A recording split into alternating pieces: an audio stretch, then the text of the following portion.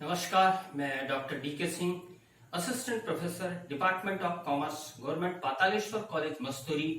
आज के इस वीडियो लेक्चर में आप सभी का स्वागत करता हूं। छात्रों, पिछले वीडियो में हमने बिक्री पर आधारित लाभदायकता अनुपातों की सहायता से एक व्यावसायिक उपक्रम की लाभदायकता का मूल्यांकन एवं मापन करना सीखा था। चूंकि व्यवसाय में पूंजी विभिन्न विनियोजकों व साधनों जैसे समता अंशधारी, पूर्वाधिकारी अंशधारी, ऋण पक्षधारी, बैंक, वित्तीय संस्थाएं एवं अन्य दीर्घकालीन ऋणदाताओं से प्राप्त की जाती है और कंपनी को अपने लाभों से इन साधनों की पूंजी की लागत का भुगतान करना पड़ता है। अतः इन विभिन्न साधनों से प्राप्त पूंजी की लागतों की तुलना में विनियोजित पूंजी से लाभ का अध्ययन कंपनी के वित्तीय प्रबंधन की दृष्टि से अत्यंत आवश्यक होता है। आज हम विनियोजित पूंजी पर आधारित विभिन्न लाभदायकता अनुपातों की सहायता से एक कंपनी की वित्तीय स्थिति का मूल्यांकन एवं मापन करना सीखेंगे। तो चलिए प्रारंभ करते हैं आज का वीडियो लेक्चर। पूंजी पर आधारित लाभदायकता अनुपात। लाभदायकता के माप के लिए यह आवश्यक है कि लाभ की तुलना स्वामियों एवं लेनदारों द्वारा लगाई गई पूंजी से की जाए। यदि संस्था संपत्तियों पर संतोषजनक लाभ नहीं कमा पा रही है तो इसका आशय यह होगा कि वह संपत्तियों का दुरुपयोग कर रही है। इसलिए पूंजी एवं संपत्तियों के संदर्भ में लाभदायकता की माप के लिए इन अनुपातों की गणना की जाती है। इन्हें संपूर्ण लाभदायकता अनुपात ओवरऑल प्रॉफिटेबिलिटी रेशियो भी कहते हैं। पूंजी पर आधारित प्रमुख लाभदायकता अनुपात इस प्रकार से हैं। पहला, विनियोजित पूंजी पर प्रत्याय रिटर्न ऑन कैपिटल एम्प्लॉयड। किसी भी व्यवसाय में विनियोग करने का मुख्य उद्देश्य विनियोजित पूंजी पर पर्याप्त लाभ कमाना है। इसलिए किसी संस्था की संपूर्ण लाभदायकता का माप करने के लिए यह आवश्यक है कि लाभ की तुलना विनियोजित पूंजी से की जाए। इसी उद्देश्य से विनियोजित पूंजी पर प्रत्याय की गणना की जाती है। यह अनुपात व्यवसाय में लगाए गए कोषों के प्रयोग की कुशलता का मूल्यांकन करता है। इसे विनियोग पर प्रत्याय रिटर्न ऑन इन्वेस्टमेंट ROI भी कहते हैं। यह अनुपात विनियोजित पूंजी एवं लाभों में संबंध स्पष्ट करता है, जिसकी गणना शुद्ध लाभ में विनियोजित पूंजी का भाग देकर किया जाता है। सूत्र के रूप में return on capital employed equal to net profit before interest and tax, profit before interest and tax upon capital employed into 100। इस प्रकार हम देखते हैं कि इस सूत्र में या इस अनुपात की गणना में मुख्य रूप से दो घटकों का प्रयोग किया जाता है, एक शुद्ध लाभ और दूसरा विनियोजित पूंजी। शुद्ध लाभ से आशय उस धनराशि से है जो विनियोजित पूंजी द्वारा अर्जित की जाती है। अतः प्रत्याय दर की गणना के लिए दीर्घकालीन ऋणों पर ब्याज व कर पूर्व लाभ profit before interest and tax में गैर व्यापारिक आय जैसे विनियोगों से आय, इनकम फ्रॉम इन्वेस्टमेंट, अनावर्तक एवं असामान्य आय जैसे profit on sale of assets को घटा देना चाहिए तथा गैर व्यापारिक व असामान्य हानियां जैसे loss on sale of assets को जोड़ देना चाहिए। यदि प्रश्न में ब्याज पश्चात आय प्रॉफिट आफ्टर इंटरेस्ट दिया हो तो इसमें दीर्घकालीन ऋणों पर ब्याज को जोड़ देना चाहिए, और यदि प्रश्न में ब्याज एवं कर घटाने के पश्चात शुद्ध लाभ net profit after interest and tax दिया हो तो शुद्ध लाभ में ब्याज एवं कर दोनों को जोड़ देना चाहिए। यह ध्यान रखना चाहिए कि प्रबंधकीय कुशलता का माप करने के लिए विनियोजित पूंजी पर प्रत्याय की गणना में ब्याज एवं कर से पूर्व बिफोर इंटरेस्ट एंड टैक्स के शुद्ध लाभों का तथा दो संस्थाओं की तुलना या व्यवसाय स्वामियों के लिए गणना हेतु ब्याज व कर के पश्चात आफ्टर इंटरेस्ट एंड टैक्स के शुद्ध लाभों को लिया जाता है। इस फार्मूला में हमने प्रबंधकीय कुशलता का माप करने के लिए शुद्ध लाभ का प्रयोग किया है, अर्थात net profit before interest and tax का। यहाँ विनियोजित पूंजी का प्रयोग 3 अर्थों में किया जाता है। सकल विनियोजित पूंजी, ग्रास कैपिटल एम्प्लॉयड, दूसरा शुद्ध विनियोजित पूंजी, नेट कैपिटल एम्प्लॉयड, तथा औसत विनियोजित पूंजी, एवरेज कैपिटल एम्प्लॉयड। सकल विनियोजित पूंजी का अर्थ कुल संपत्तियों से होता है जिसकी गणना में गैर व्यापारिक विनियोग, निष्क्रिय संपत्तियों जिनका कोई मूल्य न हो, तथा कृत्रिम संपत्तियों जैसे प्रारंभिक व्यय, अभिगोपन कमीशन, अंशों व ऋण पत्रों के निर्गमन पर कमीशन आदि को छोड़ दिया जाता है। शुद्ध विनियोजित पूंजी का अर्थ सकल विनियोजित पूंजी माइनस चालू दायित्व से है तथा औसत विनियोजित पूंजी की गणना में वर्ष के प्रारंभ व वर्ष के अंत में विनियोजित पूंजी के योग में 2 का भाग देकर किया जाता है, या वर्ष के अंत में विनियोजित पूंजी में चालू वर्ष के लाभ का 1/2 अर्थात आधा घटाकर भी किया जाता है। संक्षेप में इन तीनों की गणना की विधि को हम इस प्रकार से स्पष्ट कर सकते हैं। ग्रॉस कैपिटल एम्प्लॉयड, सकल विनियोजित पूंजी। सकल विनियोजित पूंजी की गणना 2 तरीके से की जाती है। पहला है लायबिलिटीज साइड्स अप्रोच, स्थिति विवरण के दायित्व पक्ष दृष्टिकोण से, और दूसरा है असेट साइड्स अप्रोच, स्थिति विवरण के संपत्ति पक्ष दृष्टिकोण से। दोनों ही विधि से गणना की गई ग्रॉस कैपिटल एम्प्लॉयड एक जैसा रहता है। पहले हम देखते हैं दायित्व पक्ष दृष्टिकोण से किस प्रकार सकल विनियोजित पूंजी की गणना की जाती है। तो gross capital employed equal to equity share capital plus preference share capital plus all reserve and surplus plus profit and loss balance plus long term loan दीर्घकालीन ऋण प्लस करंट लायबिलिटीज चालू दायित्व माइनस एक्यूमुलेटेड लॉसेस एकत्रित हानियां minus fictitious assets कृत्रिम संपत्तियां जैसे underwriting commission अभिगोपन कमीशन, प्रिलिमिनरी एक्सपेंसेस प्रारंभिक व्यय, discount on share oblique debenture अंशों या ऋण पत्रों के निर्गमन पर कटौती आदि, माइनस नॉन ट्रेडिंग इन्वेस्टमेंट गैर व्यापारिक विनियोग,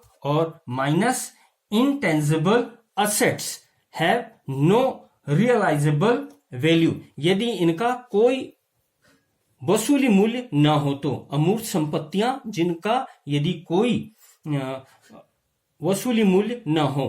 इंटेंजिबल असेट्स के अंतर्गत हम सामान्यतः गुडविल, पेटेंट, कॉपीराइट्स आदि को शामिल करते हैं। तो यदि गुडविल, कॉपीराइट इनका कोई वसूली मूल्य न हो तो इन्हें भी हम माइनस करेंगे।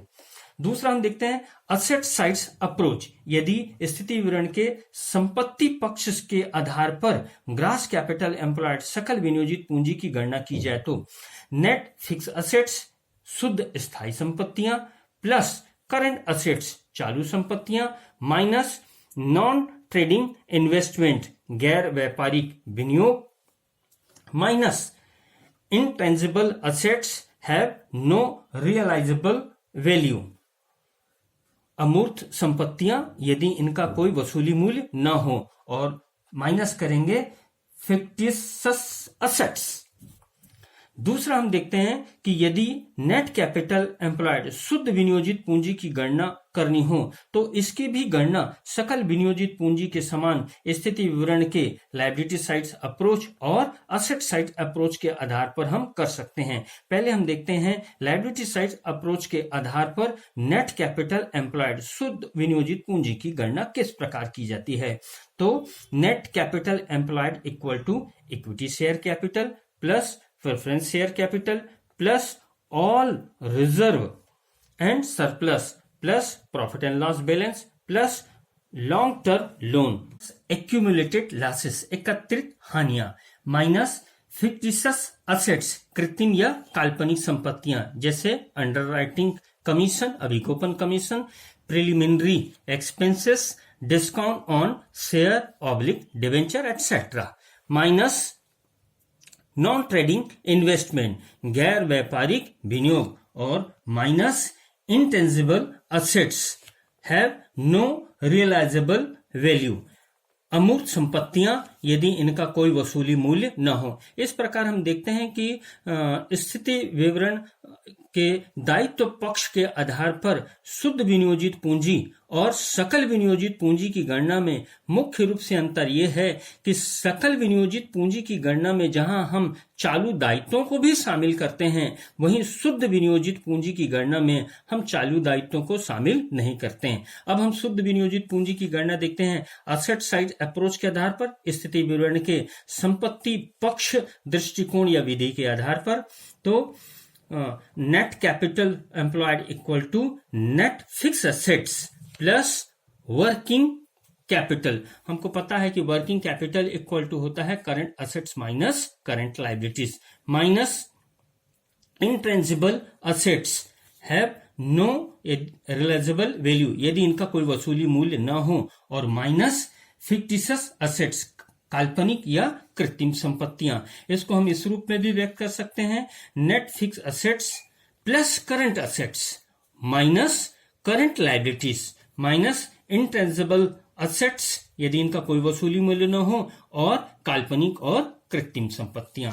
तीसरा हम देखते हैं एवरेज कैपिटल एम्प्लॉयड, औसत विनियोजित पूंजी। इसकी गणना किस प्रकार से की जाती है? तो औसत विनियोजित पूंजी या average capital employed equal to होता है ओपनिंग कैपिटल एम्प्लॉयड, वर्ष के प्रारंभ में विनियोजित पूंजी, और प्लस क्लोजिंग कैपिटल एम्प्लॉयड, वर्ष के अंत में विनियोजित पूंजी, और उसमें भाग दे देते हैं हम 2 का, या फिर capital employed at the end, वर्ष के अंत में विनियोजित पूंजी माइनस 1/2 ऑफ नेट प्रॉफिट। यहां पर हम चल वर्ष का जो लाभ है उसका आधा यदि घटा दें, और ये शुद्ध लाभ होगा आफ्टर इंटरेस्ट एंड टैक्स, तो ज्ञात हो जाता है औसत विनियोजित पूंजी। छात्रों, आप किस विनियोजित पूंजी का प्रत्यय की गणना में प्रयोग कर रहे हैं, अपनी मान्यता आपको स्पष्ट कर देनी चाहिए। सामान्यतः विनियोजित पूंजी पर प्रत्यय की गणना में हम शुद्ध विनियोजित पूंजी का ही प्रयोग करते हैं। विनियोजित पूंजी पर प्रत्यय वास्तव में लाभ एक व्यवसायिक उपक्रम का मुख्य उद्देश्य होता है, इसलिए यह अनुपात उपक्रम के संपूर्ण निष्पादन का बैरोमीटर है। यह व्यवसाय में विनियोजित पूंजी का किस कुशलता से उपयोग किया गया है इसका माप करता है। दूसरे शब्दों में यह व्यवसाय की शुद्ध संपत्तियों की अर्जन शक्ति का माप है। यह अनुपात संस्था के ऋण लेने की क्षमता या उधार लेने की क्षमता निश्चित करने में भी प्रयोग किया जाता है। यदि एक संस्था का विनियोग पर प्रत्यय अनुपात 15% हो और यह 16% पर उधार लेती है, तो यह माना जाएगा कि संस्था अपनी अर्जन क्षमता से ऊंची दर पर उधार ले रही है। इस अनुपात की सामान्य संस्थाओं तथा उद्योग के औसत अनुपात की तुलना यह दर्शाती है कि संस्था स्वामियों एवं लेनदारों द्वारा प्रदत्त कोषों का किस कुशलता से उपयोग कर रही है। अब हम देखते हैं पूंजी पर आधारित दूसरा महत्वपूर्ण अनुपात। तो पूंजी पर आधारित दूसरा महत्वपूर्ण अनुपात है वो है अंशधारियों के कोषों या क्षमता पर प्रत्यय, return on share holder funds और इक्विटी और नेटवर्थ। यह अनुपात शुद्ध लाभ, ब्याज एवं कर पश्चात और अंशधारियों के कोषों के मध्य संबंध प्रकट करता है। इस अनुपात को स्वामित्व कोषों पर प्रत्यय, रिटर्न ऑन प्रोप्राइटर्स फंड या स्वामियों की क्षमता पर प्रत्यय, रिटर्न ऑन ऑनर्स इक्विटी या रिटर्न ऑन नेटवर्थ या स्वामियों की विनियोजित पूंजी पर प्रत्यय, return on proprietors capital employed भी कहते हैं। इसके द्वारा अंशधारियों के विनियोग की अर्जन शक्ति का निर्धारण किया जाता है। इसकी गणना इस सूत्र की सहायता से की जाती है। Return on share holder funds equal to net profit after tax and interest, शुद्ध लाभ कर और ब्याज के पश्चात, अपॉन शेयर होल्डर फंड्स या नेटवर्थ, अंशधारियों का कोष या शुद्ध कीमत, इंटू 100। इस प्रकार हम देखते हैं कि इस अनुपात के गणना के भी दो मुख्य घटक हैं, एक नेट प्रॉफिट और दूसरा शेयर होल्डर फंड। शुद्ध लाभों में दीर्घकालीन ऋणों पर ब्याज तथा आयकर घटा दिया जाता है, किंतु पूर्वाधिकार अंशों पर लाभांश नहीं घटाया जाता। यदि प्रश्न में ब्याज एवं कर की राशि नहीं दी गई है तो पूरे शुद्ध लाभ को ब्याज एवं कर पश्चात मान लिया जाता है, जबकि अंशधारियों के कोषों से आशय समता अंश पूंजी, पूर्वाधिकार अंश पूंजी तथा सभी संचय एवं आधिक्य के योग से है, जिसमें से एकत्रित हानियां एक्यूमुलेटेड लॉसेस तथा कृत्रिम संपत्तियों को घटा दिया जाता है। यदि प्रश्न में समतांशधारियों की पूंजी या समतांशधारियों के कोषों पर प्रत्याय रिटर्न ऑन इक्विटी कैपिटल या return on equity share holder funds की गणना को कहा जाए तो उक्त सूत्र में प्रयुक्त शुद्ध लाभों में हम पूर्वाधिकारी लाभांश प्रेफरेंस डिविडेंड को भी घटाते हैं तथा शेयर होल्डर फंड की गणना में पूर्वाधिकारी अंश पूंजी को सम्मिलित नहीं करते। यानी यहाँ पर net profit after tax and interest minus preferential dividend हो जाएगा और share holder fund minus preferential share capital हो जाएगा। तब यहां पर हम गणना कर सकते हैं समता अंशधारियों की पूंजी पर प्रत्याय की। पूंजी पर आधारित तीसरा महत्वपूर्ण अनुपात है वो है कुल संपत्तियों पर प्रत्याय, रिटर्न ऑन टोटल असेट्स। यह अनुपात संस्था के कुल विनियोजित कोषों अर्थात कुल संपत्तियों एवं कर घटाने के पश्चात शुद्ध लाभों में संबंध का माप करता है। सूत्र के रूप में return on total assets equal to net profit after tax plus interest upon total assets into 100। शुद्ध लाभ की गणना में केवल आयकर घटाया जाता है, ब्याज नहीं। कुल संपत्तियों से आशय स्थायी संपत्तियों, धन चालू संपत्तियों, धन गैर व्यापारिक विनियोग से है, किंतु कृत्रिम संपत्तियों तथा अमूर्त संपत्तियों जिनका कोई वसूली मूल्य न हो को छोड़ दिया जाता है। यह अनुपात विनियोजित कोषों के प्रयोग में प्रबंधकीय कुशलता का माप करता है। अतः यह जितना अधिक होगा संस्था की लाभ अर्जन शक्ति उतनी ही अधिक होगी। हम इसे अब एक उदाहरण की सहायता से और अच्छी तरह से स्पष्ट कर सकते हैं। एक संस्था के विनियोग के संदर्भ में लाभदायकता मापन हेतु प्रयोग किए जाने वाले 3 प्रमुख विनियोग पर प्रत्याय अनुपातों की गणना कीजिए। इस उद्देश्य के लिए उपयोग की जाने वाली सूचनाएं निम्न प्रकार दी गई हैं। नेटवर्थ यह है share holder equity 7,50,000, preference share capital पूर्वाधिकार या अधिमान्य अंश पूंजी 2 लाख रुपए, प्रेफरेंस शेयर डिविडेंड पूर्वाधिकार या अधिमान्य अंश पूंजी पर दिया गया लाभांश 16,000 का, कैपिटल एम्प्लॉयड वो है विनियोजित पूंजी 11 लाख का, इंट्रेंजिबल असेट्स अमूर्त संपत्तियां वो हैं 1,40,000 की, टोटल असेट्स कुल संपत्तियां हैं 12,65,000 और दिया है net profit after tax plus interest, शुद्ध लाभ कर और ब्याज के पश्चात 1,50,000 जिसमें इंटरेस्ट है 23,500 का और टैक्स है 52,000 का। Intangible assets have no realisable value, ये जो अमूर्त संपत्तियां हैं इनका कोई वसूली मूल्य नहीं है या इनका वसूली मूल्य 0 है। अब हम इसे देखते हैं इन सभी प्रकार के अनुपातों की गणना करके। सबसे पहले देखते हैं रिटर्न ऑन कैपिटल एम्प्लॉयड, विनियोजित पूंजी पर प्रत्याय की गणना। हमें पता है विनियोजित पूंजी पर प्रत्याय की गणना बराबर होता है net profit before interest and tax upon capital employed into 100। तो सबसे पहले हम कैलकुलेशन करेंगे net profit before interest and tax. तो यहां देखते हैं कि नेट प्रॉफिट दिया है आफ्टर टैक्स एंड इंटरेस्ट, वो कितना है 1,50,000। चूंकि हमें चाहिए net profit before interest and tax, तो net profit after tax and interest 1,50,000 में हम इंटरेस्ट और टैक्स को प्लस कर देते हैं। तो इंटरेस्ट है 23,500 और टैक्स है वो है 52,000, 52,000।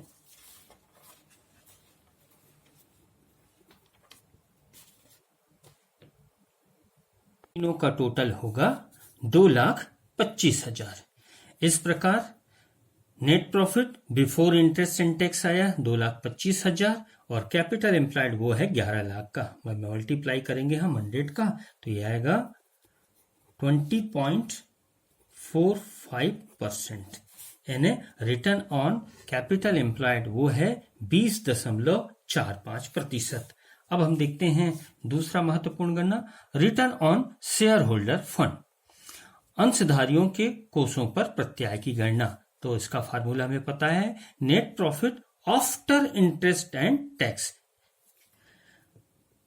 विनियोजित पूंजी पर प्रत्यय की गणना में हम शुद्ध लाभ ब्याज एवं कर के पूर्व का लेते हैं, जबकि अंशधारियों के कोषों पर प्रत्यय की गणना में हम जो है शुद्ध लाभ लेते हैं ब्याज और कर घटाने के पश्चात। तो net profit after interest and tax upon share holder fund or net worth into 100। तो यहाँ इस प्रश्न में हम देखते हैं कि net profit after tax and interest ये तो दिया हुआ है 1,50,000, 1,50,000 डिवाइडेड बाय हम देखते हैं शेयर होल्डर फंड। तो शेयर होल्डर फंड्स के कैलकुलेशन करते हैं तो यहाँ देखिएगा नेटवर्थ या शेयर होल्डर इक्विटी दिया है 7,50,000 और प्रेफरेंस शेयर कैपिटल दिया हुआ है 2 लाख रुपए का। हमें पता है कि अंशधारियों की कोषों की गणना में हम समता अंश पूंजी, पूर्वाधिकार अंश पूंजी, सभी संचय आदि को सम्मिलित करते हैं। तो यहाँ पर हम 7,50,000 और प्लस कर लेंगे वो कितना है 2 लाख, ये हो जाएगा 9,50,000। तो शेयर होल्डर फंड होगा 9,50,000। तो net profit after interest and tax है वो 1,50,000 और शेयर होल्डर फंड वो कितने का है 9,50,000 इंटू 100। तो 1,50,000 में हम 9,50,000 का भाग देंगे और 100 से गुणा किया जाएगा 15.79%। यानी अंशधारियों के कोषों पर प्रत्यय की दर है वो कितना है 15.79%।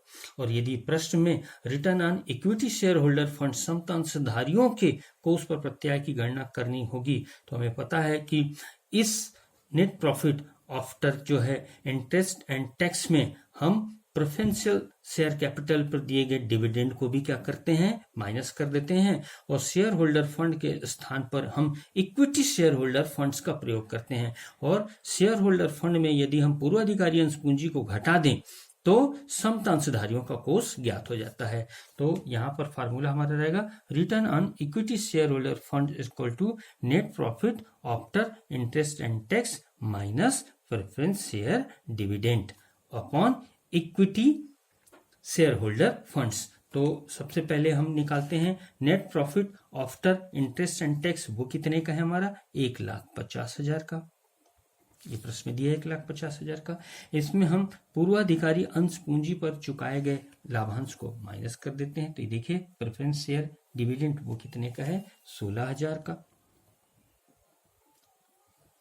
और समतांशधारियों का फंड प्रश्न में दिया है, समतांशधारियों का फंड वो कितने का है 7,50,000 का। मल्टीप्लाई करेंगे 100 से तो यहाँ हम देखते हैं 1,50,000 में यदि हम माइनस कर दें 16,000 का तो ये आ जाएगा हमारा 1,34,000।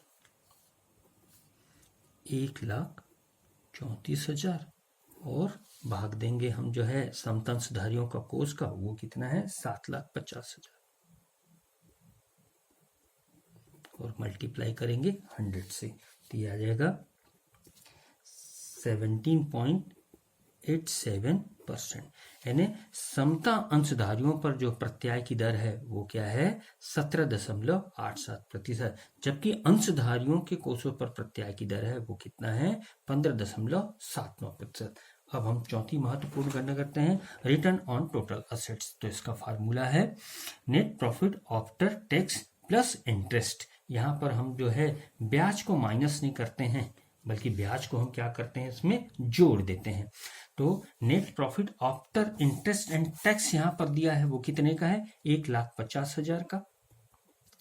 क्योंकि इसमें माइनस कर दिया गया है इंटरेस्ट 23,500 को, तो अब हम इसको क्या करते हैं, प्लस कर लेते हैं। तो प्लस आ जाएगा ये 23,500 upon total assets. Total assets देखिए प्रश्न में दिया है वो कितना है, 12,65,000। 12,65,000। लेकिन हमको पता है इस 12,65,000 में ये जो है अमूर्त संपत्तियां हैं जिनका कि कोई वसूली मूल्य नहीं है, और वो कितने के हैं, 1,40,000। तो हम 12,65,000 में से 1,40,000 माइनस कर देंगे। तो ये 12,65,000 माइनस 1,40,000, यहाँ कैलकुलेशन कर सकते हैं। 12,65,000 माइनस 1,40,000, तो ये आ जाएगा 11,25,000 इंटू 100। तो इस प्रकार से यदि 1,50,000 में हम 23,500 जोड़ दें तो ये आ जाएगा 1,73,500। और यहाँ हमने टोटल एसेट्स निकाला है वो कितना है, 11,25,000। 11,25,000 इंटू 100, तो ये आएगा 15.42%। यानी इस संस्था की कुल संपत्तियों पर जो प्रत्याय की दर है वो है 15.42%। छात्रों, आज के वीडियो लेक्चर में बस इतना ही। धन्यवाद।